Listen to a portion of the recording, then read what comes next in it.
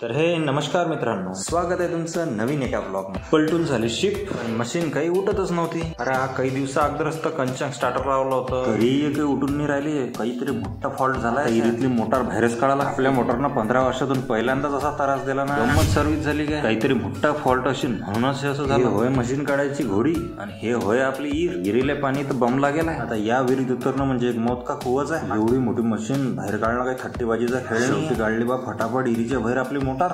याच्यात काय फॉल्ट आहे आता एक कारागीरच सांगू शकता. हे इंदूरची मशीन तर राहत इंदुरी सारखीच निघाली. जितकी जुनी तितकी चांगली.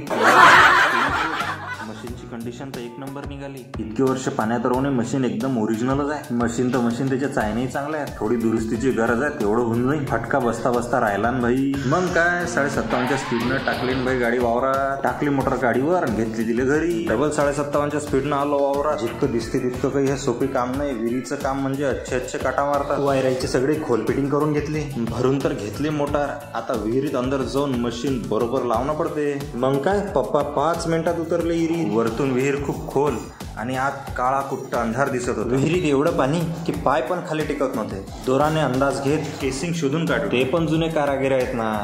शेवटी काम फक्त केलंच आणि काम पूर्ण करून आले. मग काय वर आल्यावर पाईप बांधून करून कापेल पाईपाला कपलिंग करून जॉईंट मारला. पाईपलाईनचा अख्खा ताण खेराळीला दिला. भिडून लावायला आपली मशीन झाली आता तयार. वाह, या कडकडत्या उन्हात ते हिरवगार रान किती छान वाटत आहे. शेवटी बंदी मोहीम आपली सक्सेसफुल झाली आहे. मीटर घर केलं बंद आणि आपण निघलो 750च्या स्पीडनं घरी. व्हिडिओ आवडला असेल तर लाईक सबस्क्राईब जरूर करा. धन्यवाद.